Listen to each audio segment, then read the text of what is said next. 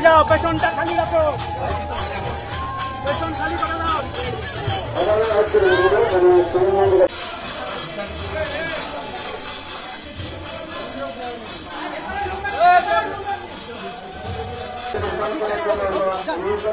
ওকে ডান।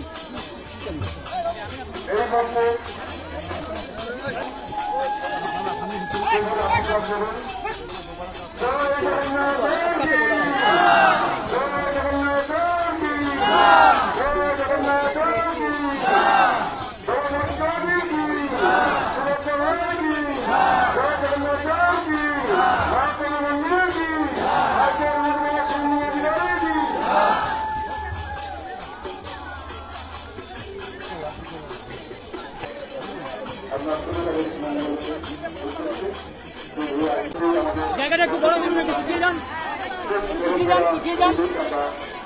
একে একে একটি করে মাঝে গাড়ি থেকে সড়ক পরিচালনা করে এবং যারা যেভাবে হাসি সহযোগ দেবেন, তারা রক্তের কাছে এগিয়ে আসবেন এবং ট্রেন থেকে আলো থেকে প্রসাদ মহাপ্রসাদ আমাদের সবার পেছনে থাকবে, সেই প্রসাদ আপনারা সংগ্রহ করবেন।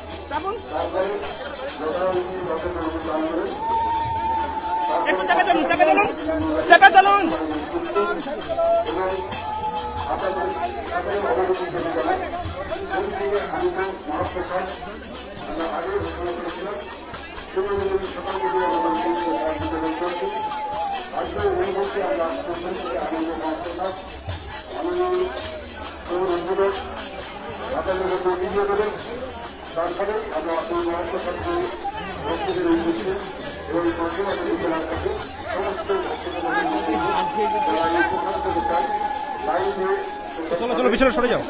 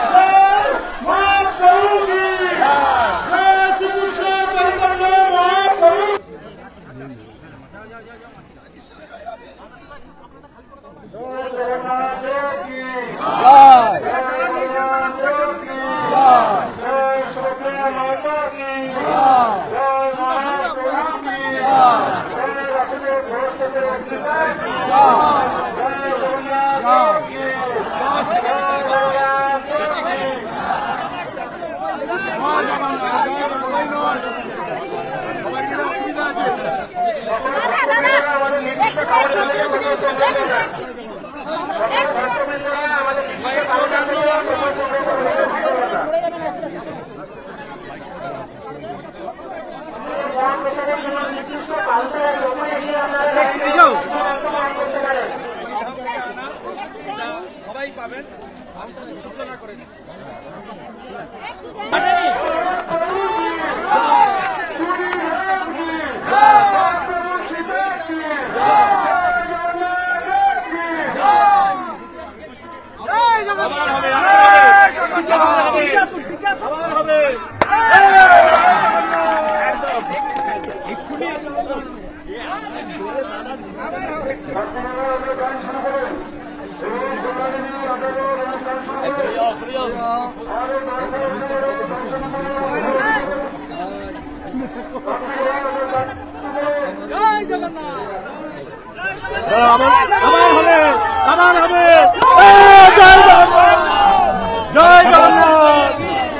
জয় জগন্নাথ।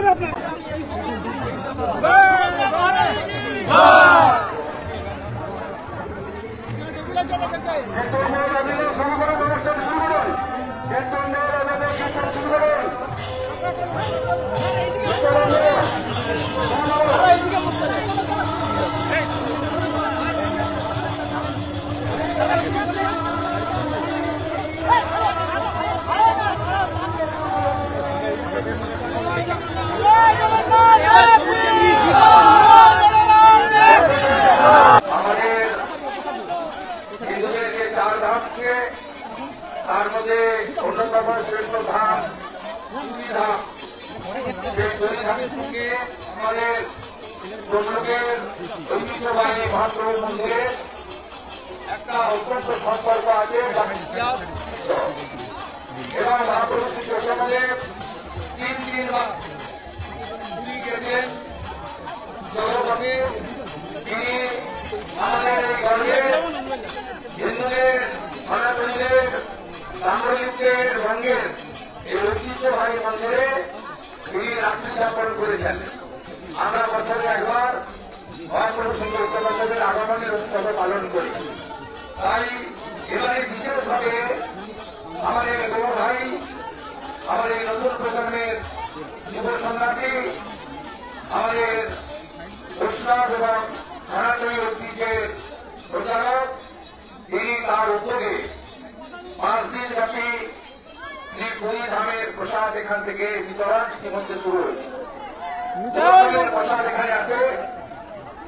আমি একজন বা দুজন আমাদের দিদি বা বোন বা মাতৃমণ্ডলীর হাতে এই প্রসাদ বিতরণের মধ্য দিয়ে আমি এই যে একটা মহৎ ঐতিহ্যবাহী যে একটা উদ্যোগ 5 দিন ধরে হাজার হাজার মহাপ্রভু শ্রী জগন্নাথ দেবের, মহাপ্রভু শ্রী বলরাম, মাতা সুভদ্রার ভক্তমণ্ডলী, যারা সনাতন, যারা হিন্দু, যারা আমাদের ঐতিহ্য, ধর্মীয় ঐতিহ্য বহন করেন, তারা এখান থেকে গ্রহণ করবেন।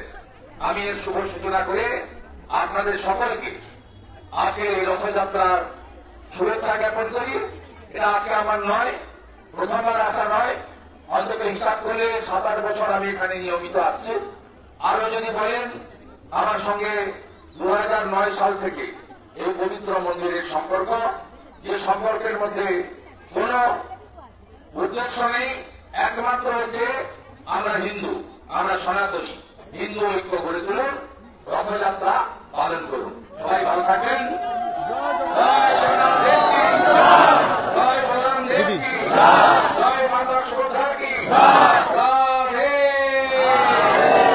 রাধে, গৌরতাই প্রেমানন্দে। এখানেও এই মহাপ্রভুর মন্দিরের শাখা রয়েছে। প্রভু শ্রী চৈতন্যদেব 3 বার রাত্রি যাপন করেছিলেন জগন্নাথে পুরী যাওয়ার সময়। এখানে স্বাভাবিকভাবে এখানে রথযাত্রার আলাদা মাহাত্ম্য রয়েছে। এই কদিন ধরে প্রসাদ বিতরণ হবে এবং এবারে বিশেষ আকর্ষণ, পুরী থেকে 2 ধরনের প্রসাদ এসেছে। একটা আপনার 2 রকমের প্রসাদ এসছে। প্রত্যেক দিন আগামী 5 দিন ধরে পুরীর প্রসাদ এখান থেকে ডিস্ট্রিবিউশন হবে, যার সূচনা আমি ইতিমধ্যে করলাম। ইতিমধ্যে প্রায় 4000 ভক্ত প্রসাদ নিয়েছেন। এটা কয়েক লক্ষ মানুষকে 5 দিন ধরে যারাই উৎসবে আসবেন, ভগবানের দর্শনে আসবেন, তাদেরকে প্রসাদ দেওয়া। দাদা এবারে বিশেষ পুরী থেকে প্রসাদ নিয়ে আসা হবে। দাদা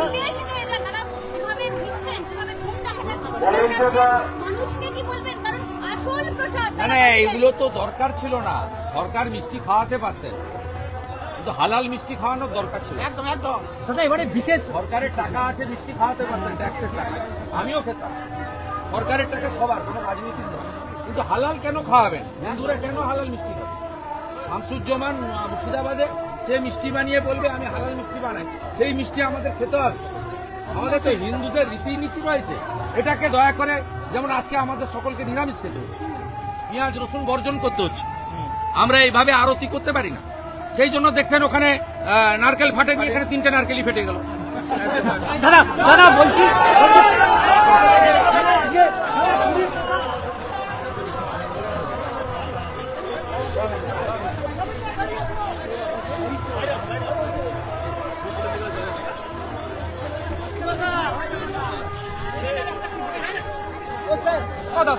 ओ भैया भैया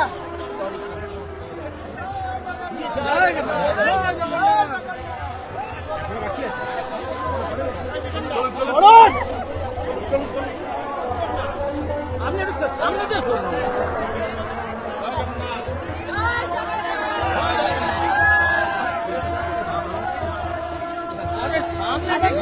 सामने घेरे देंगे आपने।